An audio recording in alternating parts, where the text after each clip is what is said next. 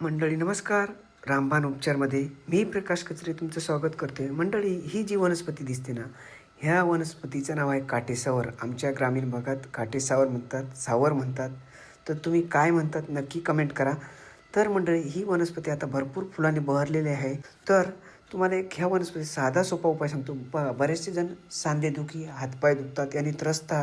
तर एक साधा सोपा या वनस्पतीचा उपाय सांगतो आहे. तर ह्या वनस्पतीची फुलं आहेत ना, ह्या फुलात आपले सांधेदुखी, पायदुखी बरं करणारे घटक आहेत. तर याच्या फुलाच्या पाकळ्या आहेत ना, ह्या सुकवायच्या आणि याची पावडर करायची.